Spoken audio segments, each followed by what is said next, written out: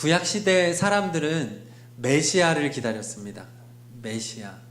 왜 기다렸냐 하면 삶이 너무 힘들었기 때문입니다. 그들에게는 메시아라고 하는 구원자가 필요했습니다. 계속해서 그 제국들의 점령을 받았거든요. 아수르, 또 이제 아수르부터 해서 바벨론, 페르시아, 계속해서 그러다가 지금 예수님이 오실 때는 로마의 지배를 받고 있었습니다. 그러니까 이 악한 세상을 좀 심판해 주실 분, 그래서 자국 이스라엘을 독립시켜 줄 그러한 지도자를 간절히 기다렸던 거예요. 그러니까 이제 다윗과 같은 지도자를 생각할 수밖에 없는 거죠. 강력한 힘을 결집시킬 수 있는 군사 지도자, 이런 리더를 원했던 겁니다. 그래서 로마를 좀 몰아내 달라. 그 이스라엘 사람들에게는 로마를 향한 그 분노가 가득했어요. 얼마나 로마가 압제를 했습니까? 지금도 세상에 보면은 얼마나 악이 많은지 모르겠습니다. 러시아도 그렇지만 지금 팔레스타인 땅에서 일어난 전쟁 역시도 우리를 참 분노하게 만들죠. 어떻게 그렇게 잔인할 수 있는가? 정말 인간 같지 않은 동물과 같다고 여겨질 정도의 그런 행동을 하면서, 또 가깝게는 우리 북한만 보아도 그 악한 정권을 보면서 우리들의 마음속에 분노가 일어날 때가 있죠. 저 악한 세상이 빨리 심판되었으면 좋겠다. 자, 그런데 하나님께서 세상에 메시아이신 예수님을 보내셨는데 하나님의 계획이 무엇인지 오늘 요한복음 3장 17절에 나와 있어요. 여러분의 성경을 봐도 되고 앞을 보셔도 됩니다. 같이 봉독합니다. 하나님께서 아들을 세상에 보내신 것은 세상을 심판하려는 것이 아니라 아들을 통하여 세상을 구원하시려는 것이다. 아멘. 하나님이 예수님을 보낼 때 심판을 위해서 보냈다라고 말하지 않죠. 이스라엘 백성들은 이 악한 로마를 심판해 줄 분을 기다렸는데 하나님은 아니라는 거예요. 너희들의 기대와 내가 보낸 메시아는 목적이 다르다라고 말하는 겁니다. 만약에 여러분, 예수님께서 심판을 목적으로 2000년 전에 세상에 왔다면 어떻게 됐을까요? 그들의 바램들, 유대인의 바램처럼 로마 정권은 당연히 무너졌겠죠. 예수님이 심판했겠죠. 근데 더 큰 문제는 무엇인 줄 아십니까? 로마만 심판하는 것이 아니라 이스라엘도 다 심판받을 것입니다.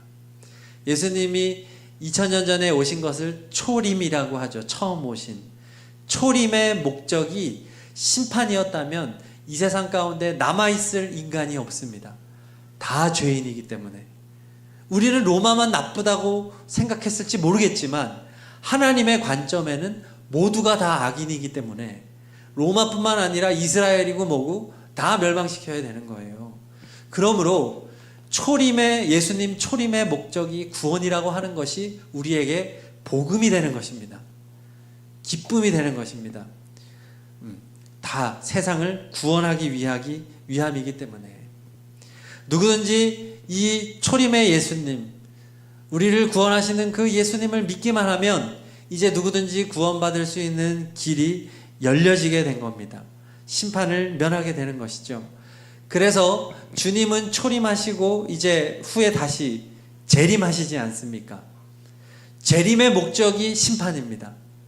이스라엘 사람들은 초림과 재림의 구분이 없었기 때문에 메시아가 한 번 오면 세상이 끝날 줄 알았죠. 그러나 하나님의 계획은 초림과 재림으로 이루어지는데 초림의 목적은 무엇이고요? 구원이고 재림의 목적은 심판입니다. 비로소 예수님이 재림하실 때 온 세상은 심판을 하실 것입니다. 심판을 받게 될 것입니다. 그때는 아주 엄중한 심판이 이루어질 것입니다. 예수 이름을 믿고 모든 죄를 용서함 받은 이들은 천국을 가게 될 것이고 주님을 믿지 않는 모든 이들은 다 심판을 받게 될 것이죠.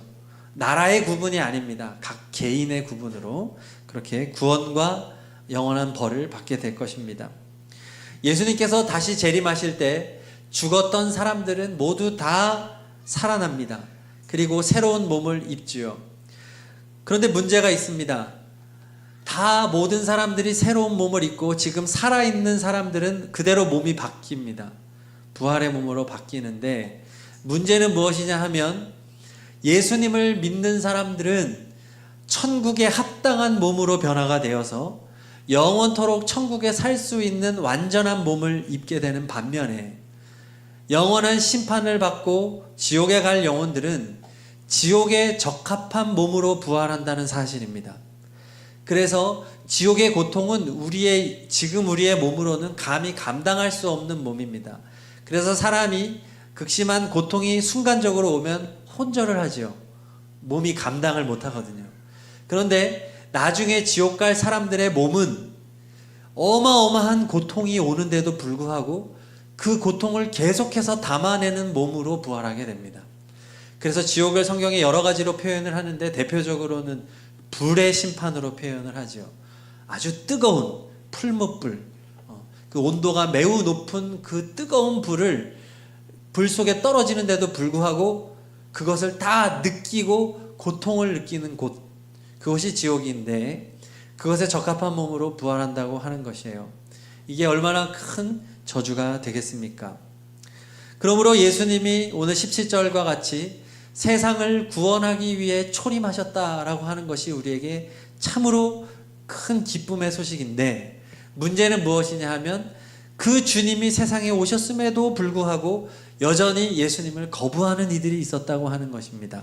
19절 읽겠습니다. 19절 요한복음 3장 19절 심판을 받았다고 하는 것은 빛이 세상에 들어왔지만 사람들이 자기들의 행위가 악함으로 빛보다 어둠을 더 좋아하였다는 것을 뜻한다. 사람들은 구원받으려면 어떻게 해야 됩니까? 예수님이 빛이시거든요. 빛을 비추어주면 어둠 속에서는 더러운 것을 잘 발견하기가 어렵습니다. 그런데 빛이 비추어지면 어두움이 드러납니다. 청소해야 될 때가 보이죠. 청소할 때는 반드시 불을 켜고 해야 꼼꼼하게 깨끗하게 청소할 수 있듯이 빛이신 예수님이 우리에게 빛을 비추어 주실 때 우리의 죄가 드러나거든요. 우리의 죄가 드러났을 때 우리는 회개해야 합니다. 죄를 시인하고 주님에게 용서를 구합니다. 그러면 예수님께서 그 죄를 용서해 주시는 거죠. 그러므로 우리가 구원을 받게 되는 구조인데 문제는 무엇이냐 하면 예수님이 구원해 주기 위해서 세상에 빛으로 오셨는데 사람들이 빛으로 나가지를 않았다는 거예요. 어둠 속에 숨어 있었다는 것입니다. 왜냐하면 예수님께로 나아가면 자신의 죄가 자꾸 드러나니까 빛으로 나아가지 않고 어둠을 사랑하여서 어둠 속에 거하였다라고 하는 겁니다.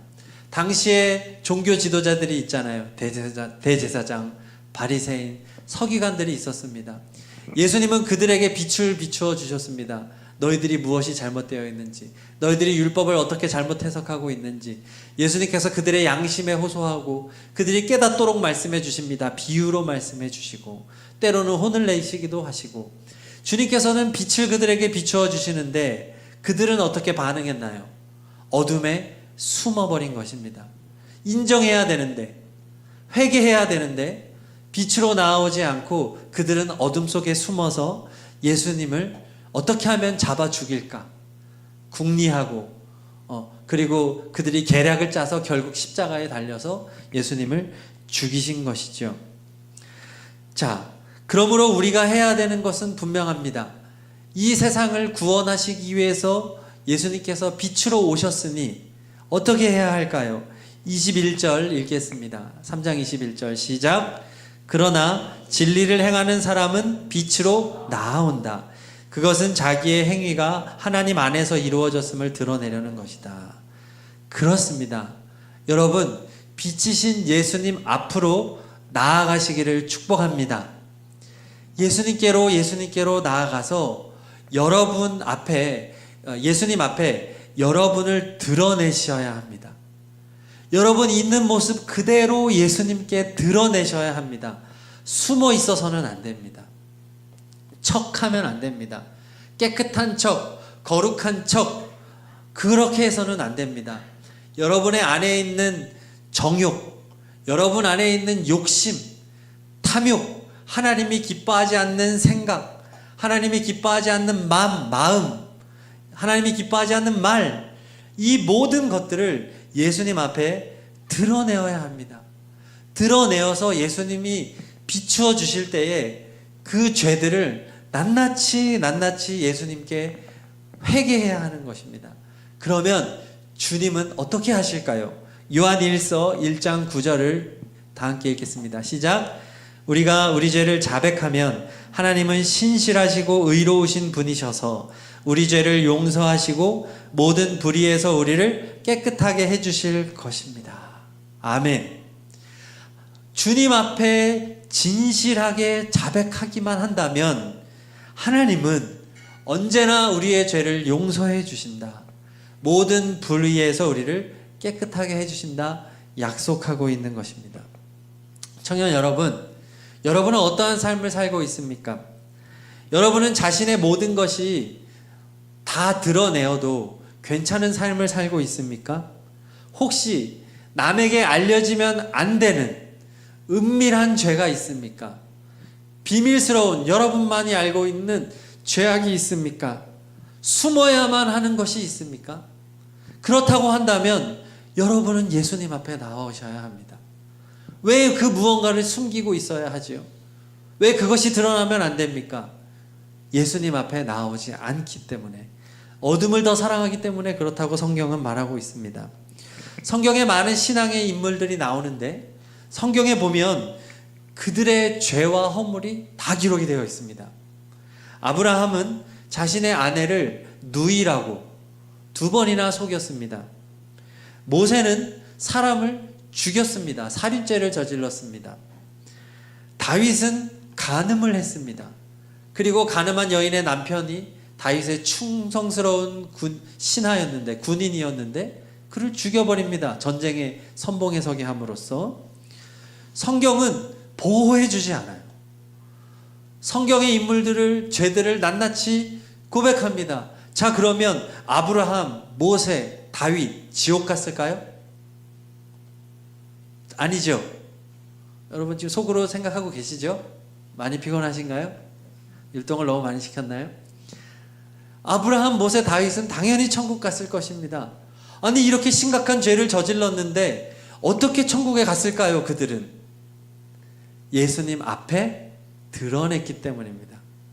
하나님이 그들의 죄를 지적하셨을 때 그들은 엎드려 회개했기 때문입니다.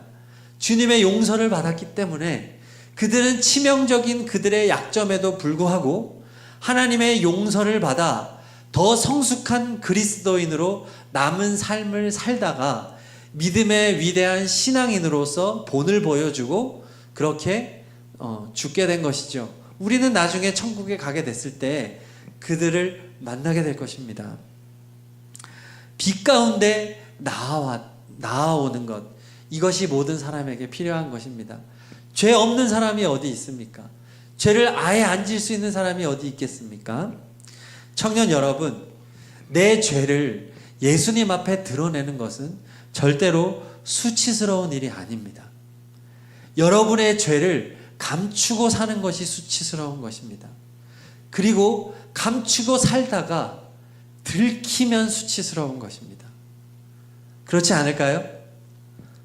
남들 모르게 나만의 은밀한 죄를 짓고 살아가다가 그게 걸려버리면 그것이 얼마나 부끄러운 일이 됩니까? 우리는 뉴스를 보면 그러한 기사들을 얼마나 많이 접할 수 있어요.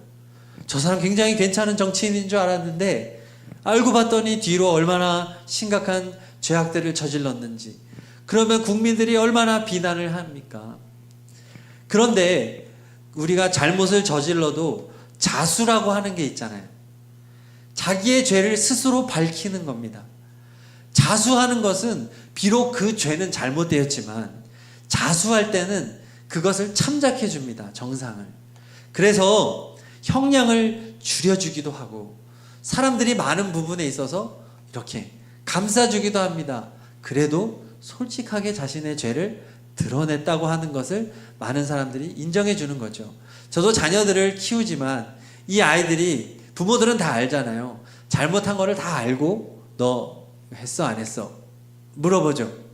그러면 아이들이 안 했다고, 안 했다고 계속 우기면 더 혼납니다.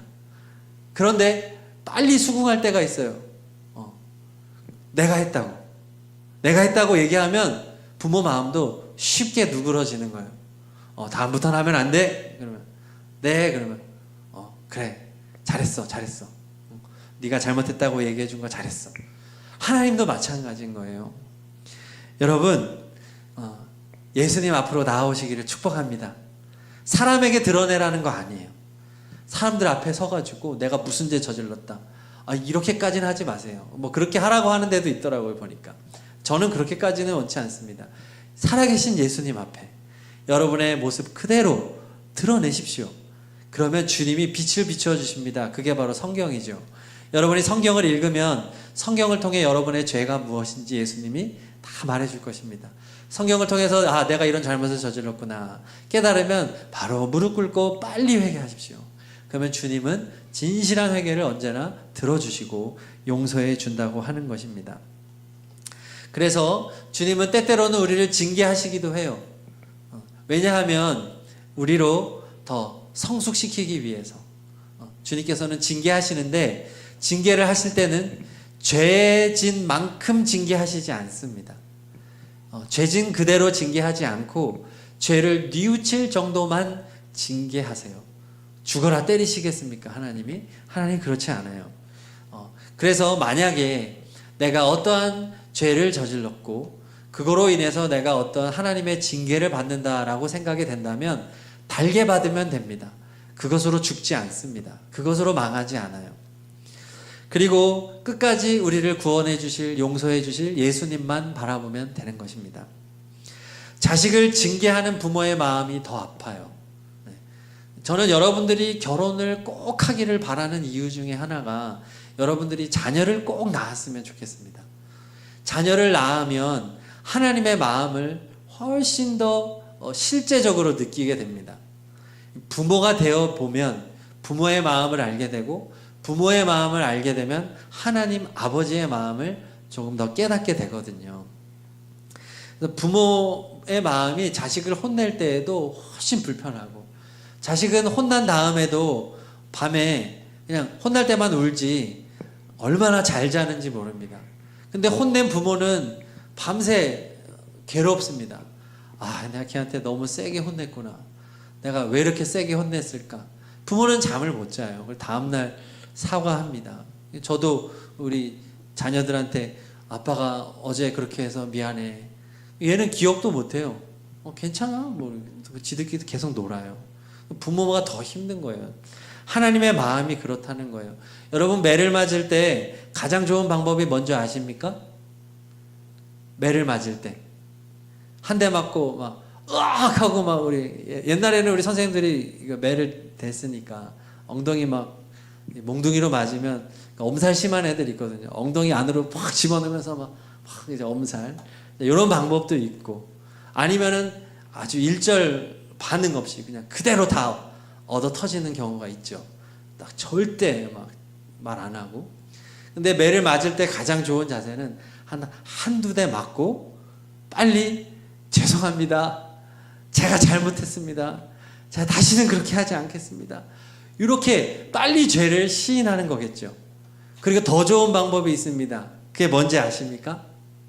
부모가 매를 댈 때 매를 대는 부모님에게 달려가서 그 품에 안기는 것입니다.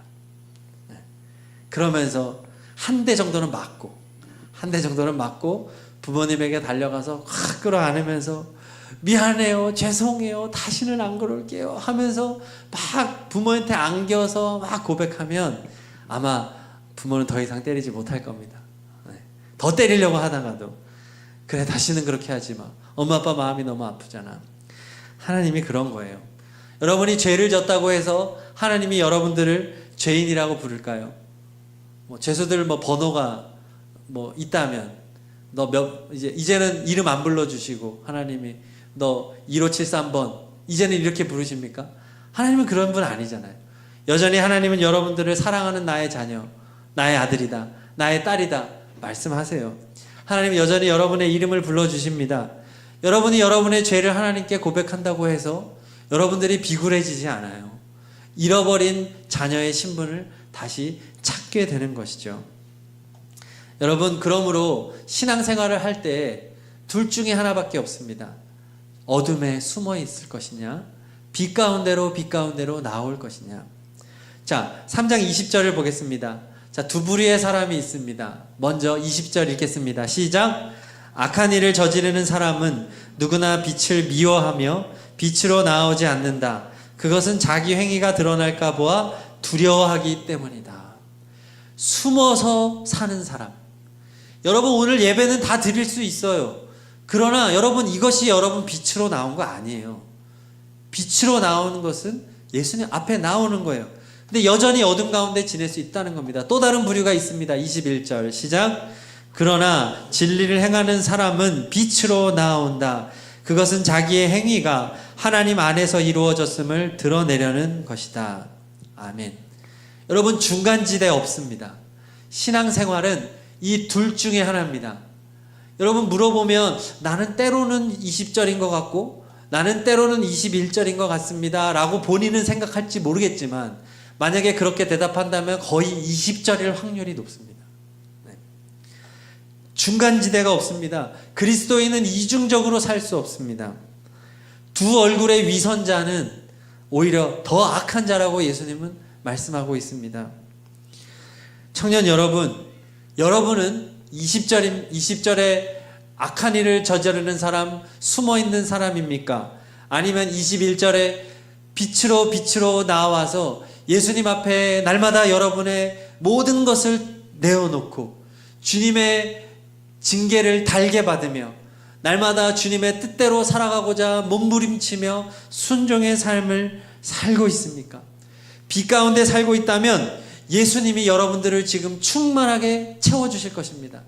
예수님의 힘이 여러분들에게 있고 예수님의 지혜가 여러분들과 함께 있을 것입니다. 여러분은 영적 생명 안에서 자라갈 것입니다. 지금 기쁨 가운데 있을 것입니다. 그렇지 않다면 여러분은 어둠 가운데 있는 것입니다. 신앙생활이 뭔가 찜찜합니까? 기쁘지 않습니까? 주일날 예배 드리는데 피곤합니까? 오늘 별로 나가고 싶지 않은데? 이런 마음이 들지는 않습니까? 뭔가 예배를 드려도 뜨거운 마음이 없고 냉랭하지는 않습니까? 그리고 여러분들은 주님보다 세상을 더 사랑하고 돈과 권력을 더 의지하며 살아가고 있지는 않습니까? 영적인 생명이 없이 그냥 드라마 이야기, 세상 이야기, 이런 이야기나 내 머릿속과 입에 가득한 삶을 살아가고 있지는 않냐는 것이에요. 예수님은 오늘 말씀을 니고데모 한 사람에게 하고 있어요. 지금 계속 그 이야기의 연속입니다. 니고데모는 누구였습니까? 바리새인이요, 사내들인 위원, 당시에 최고가는 율법 전문가요, 또 정치 지도자요, 판사와 같은 굉장히 중책을 맡은 선생으로 불려지는 사람이었습니다. 예수님은 지금 니고데모에게 뭐라고 말하느냐? 너는 어둠 가운데 있는 것이다. 왜? 너는 불안해하고 있고 너의 구원을 의심하고 있지 않느냐? 그래서 나한테 찾아왔잖아. 빛으로 나와라. 빛 가운데 거하라. 바로 예수님에게로 나오라는 것이죠. 나에게로 오면 내가 너의 죄를 드러내주겠다. 그러면 회개하고 용서함을 받아라. 빛을 선택해라 라고 오늘 말씀을 통해서 예수님이 니고데모에게 교훈하여 주시는 것입니다. 그래서 니고데모는 오늘 예수님과의 만남을 통해서 이제 하나를 선택합니다. 바로 빛으로 나오는 것을 선택을 하죠. 그래서 이제 요한복음에 우리 나중에 나누게 될 텐데, 요한복음 뒷부분에 나아가면 이 니고데모가 바리새인들 중에서 예수님을 변호하게 됩니다. 감히 다 예수님을 잡아 죽이려고 하는 그 무리 속에서 내가 예수님 편이라고 하는 것을 공개적으로 드러냅니다. 그리고 나아가서 예수님의 장례식을 치를 때 이 니고데모가 자신의 생명을 걸고 예수님의 장례식을 치러주는 그러한 사람으로 세워지게 되는 것입니다. 그는 빛 가운데 나온 것입니다. 청년 여러분, 우리가 성경을 많이 알 수 있습니다. 어려서부터 오랫동안 신앙생활 할 수 있습니다. 열심히 찬양할 수 있습니다. 남들이 봤을 때 좋은 신앙인이라고 인정받을 수 있습니다. 그렇지만 내게 은밀한 죄가 있고 어둠 속에서 숨어야 되고 감춰야 되는 사람으로 살아가는 사람은 여전히 어둠 가운데 있는 사람이다라고 예수님은 말하고 있는 것입니다. 그 사람은 정말로 구원받을지 스스로 의심해야 하는 것입니다. 여러분, 날마다 하루 24시간 매 시간 예수님께로 여러분은 나아가셔서 여러분의 모든 것을 그대로 드러내시기를 축복합니다. 내 마음속에 욕심이 솟아나고 내 마음에 분노가 일어나고 다른 사람에 대한 미움이 일어날 때 그 모습 그대로 빨리 예수님께 나아가십시오. 원망 앞에 예수님만 붙이면 기도가 된다고 합니다. 분노 앞에 예수님만 붙이면 기도가 된다고 합니다. 이 굉장히 좋은 거죠. 다른 사람이 나를 너무 괴롭힙니다. 너무 화가 납니다. 분노 유발자가 있어요. 그때 제3자에게 이 사람에 대해서 얘기하면 이것은 하나님이 기뻐하지 않는 비난하는 말이 되고 험담하는 말이 되지만, 나를 괴롭히는 사람의 문제를 가지고 하나님 앞에 가서 그 앞에다가 하나님 자만 붙이면, 하나님 A라고 하는 사람이 나를 너무 힘들게 만듭니다. 내 인생에 너무 괴롭게 만듭니다. 하나님, 내 마음에 분노가 일어납니다. 하나님 도와주세요. 이러면 아름다운 기도가 되는 것이죠. 여러분, 이런 식으로 여러분 마음에 일어나는 모든 죄악된 요소들을 하나님 앞에, 예수님 앞에 매 순간, 매 시간, 매일매일 아침으로 밤으로 드러내는 여러분 되시기를 축복합니다. 오늘 말씀은 단 한 가지, 빛으로 나아오라. 이 말씀을 여러분들 기억하시고 예수님께로 가까이 나아가시기를 축복합니다. 우리 이 시간 찬양하고 기도하도록 할 텐데요. 오늘 제가 처음에 드린 말씀, 예수님은 초림하신 목적이 무엇이라고요? 구원입니다. 무엇이 아니고요.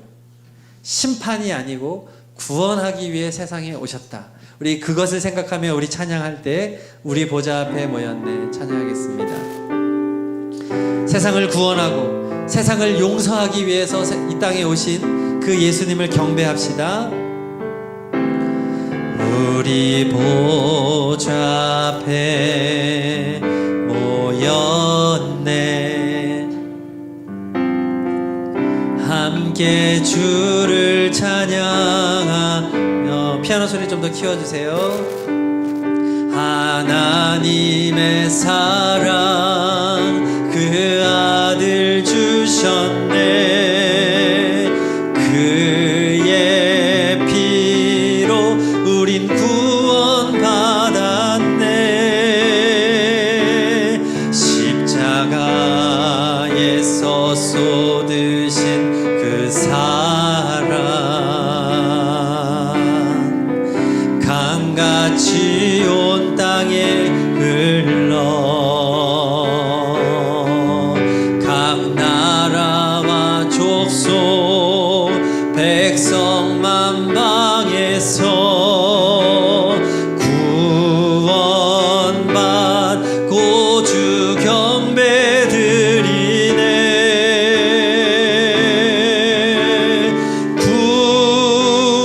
구원하심이 보좌에 앉으신 우리 하나님과 어린 양께 있도다. 구원하심이 보좌에 앉으신 우리 하나님과 어린 양께 있도다. 처음부터 할 때 우리 보좌 앞에, 우리 보좌 앞에 모연 구원의 주님을 찬양합니다. 함께 주를 찬양하며 하나님의 사랑 그 아들 주셨네. 그의 피로 우린 구원받았네. 십자가에서 쏟으신 그 사랑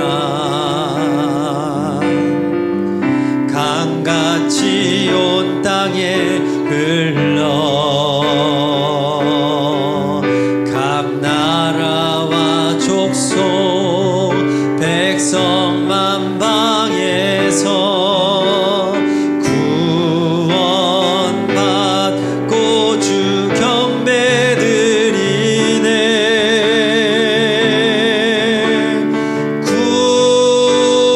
구원하심이 보좌에 앉으신 우리 하나님과 어린 양께 있도다.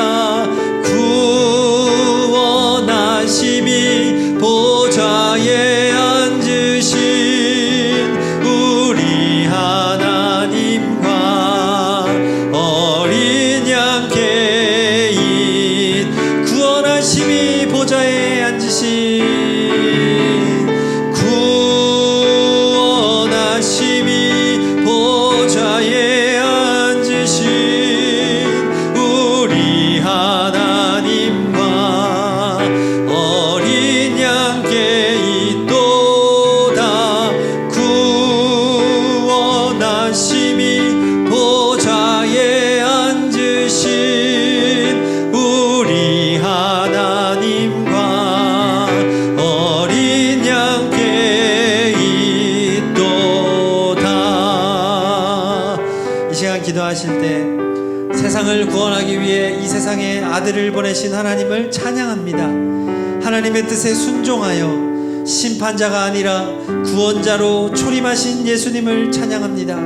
이 시간 우리의 온 마음을 다해 감사와 찬양을 고백하며 3분 동안 기도하겠습니다.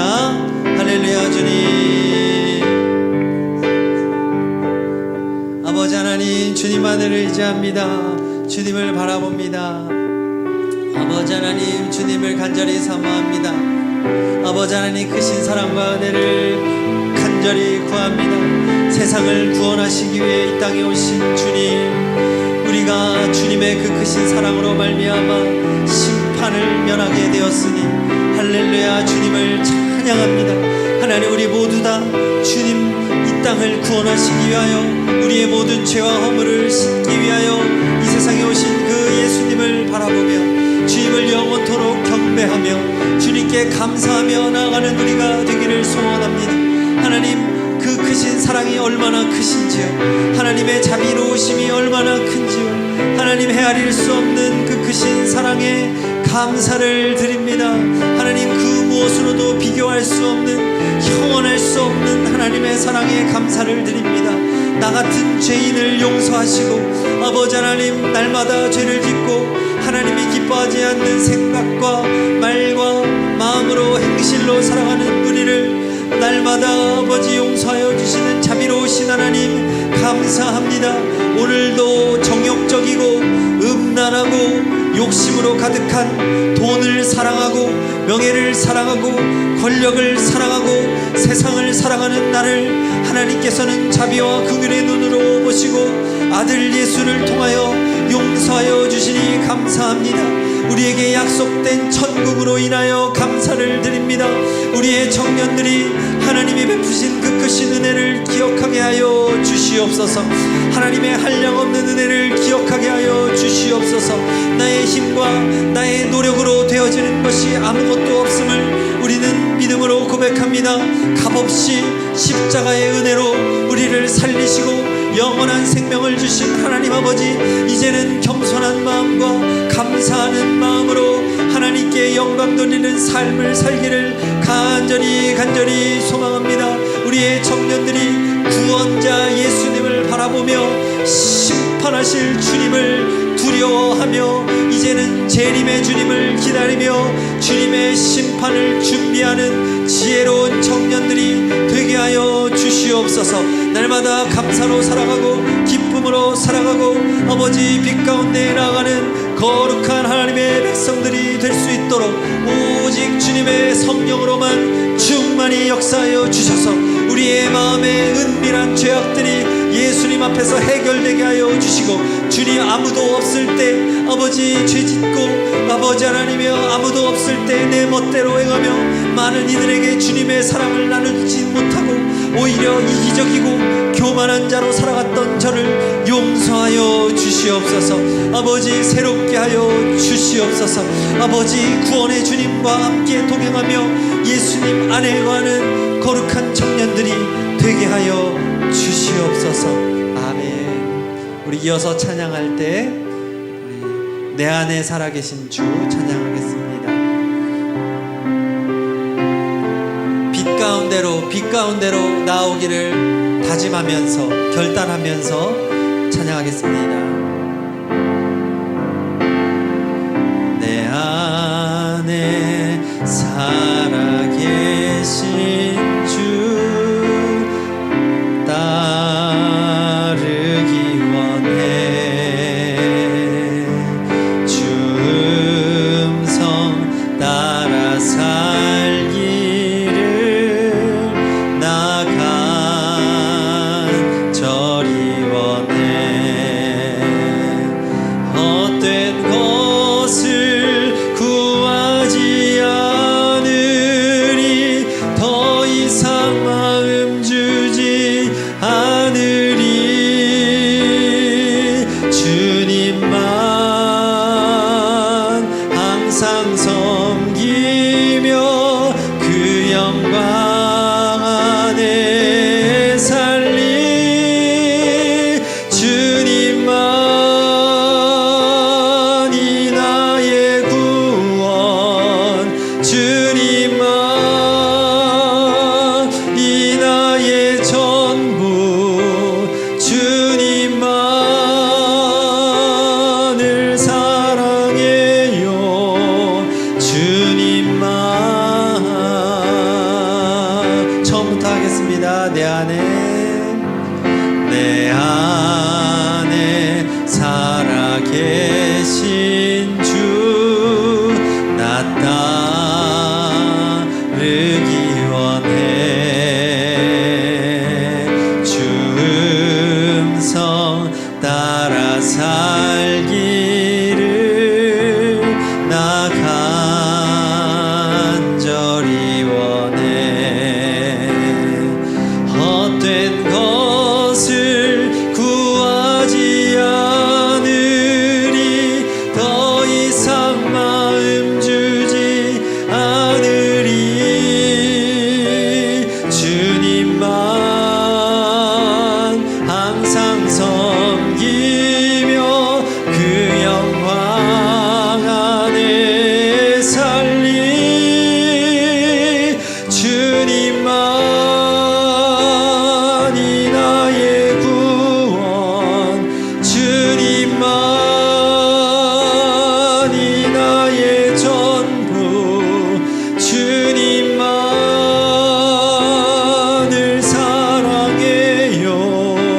주님만이 나의 구원. 주님만이 나의 구원. 주님만이 나의 전부. 주님만을 사랑해요. 주님만.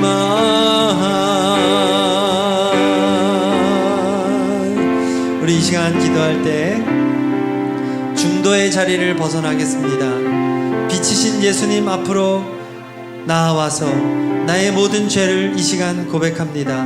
나를 불쌍히 여기시고 모든 죄를 용서해 주세요. 이제는 죄를 미워하고 세상을 미워하고 예수님을 따라 예수님 말씀대로 살아가기를 이 시간 결단합니다.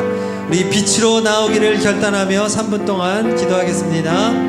할렐루야. 살아계신 하나님 아버지, 오직 예수님만이 나의 구원자이십니다. 예수님 앞으로 빛으로 나아와서 아버지 우리의 모든 죄와 허물을 낱낱이 고백하고 주님의 용서함을 받고 용서받은 사람으로 하나님의 자녀로 살아가는 우리가 되기를 간절히 원합니다. 이제는 죄를 미워하는 사람으로 살아가기를 원합니다. 세상과 세상에 속한 것들을 이제는 미워하며 살아가는 우리가 되기를 간절히 원합니다. 아버지 우리를 불쌍히 여겨 주시옵소서. 청년의 때에 날마다 솟아오르는 아버지 제약된 마음과 아버지 하나님의 불순종의 마음과 아버지 하나님이여 혈기와 죄악과 아버지 정욕과 탐심과 음란함을 우리 주님 앞에 내어놓사오니 아무도 보지 않을 때 하나님 정결한 자 되게 하여 주시옵소서. 아버지 하나님, 이 시간 빛 가운데 거하기를 다짐하며 날마다 예수님 앞으로 나오기를 우리 청년들이 결단합니다. 주님 앞에 나오면 주님은 언제나 미쁘시고 의로우사 우리의 죄를 사하시며 우리를 구원하여 주시고 모든 불의에서 우리를 깨끗하게 하십니다. 하나님, 우리의 청년들이 예수님을 가까이 하게 하여 주시옵소서. 예수님, 모든 살아가는 순간에 학교에서, 일터에서, 가정에서 예수님과 동행하는 거룩한 하나님의 백성들이 되게 하여 주시옵소서. 예수님 앞에서 두렵고 떨리는 마음으로 살아가는 우리 청년들이 되게 하여 주시옵소서.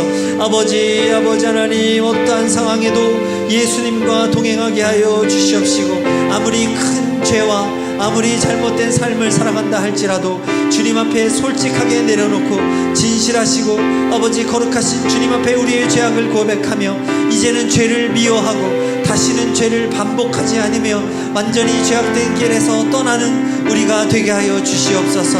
아버지, 세상과 세상에 속한 것들을 버리기를 원합니다. 세상에 속한 유흥 문화와 아버지 하나님이여 우리의 눈을 즐겁게 하고 아버지 하나님 우리 육신을 즐겁게 하는 거짓된 것들에서 멀어지기를 원합니다. 우리의 청년들이 아버지 하나님 술 문화와 또 담배와 아버지 음란한 것과 아버지 하나님이여 또 아버지 하나님이 기뻐하시지 않는 성경을 벗어난 행위들, 험담하는 것과 아버지 하나님이여 게으른 것과 나태한 것과 아버지 모든 우리 삶 속에서 짓는 죄악들을 하나님 앞에 낱낱이 고하고 이제는 말씀대로 살아가는 거룩한 하나님의 백성들이 다 되게 하여 주시옵소서. 아무도 보지 않을 때 아버지 하나님 죄악을 아버지 하나님의 습관적으로 짓고 아버지 이제는 죄에도 무너진 삶을 살아가니 우리를 용서하여 주시옵소서. 작은 죄도 아버지 그냥 넘어가지 않는 죄에 민감한 청년들이 되게 하여 주시옵소서. 아버지 주여 주님의 은혜를 구합니다. 예수 그리스도의 이름으로 기도합니다. 아멘.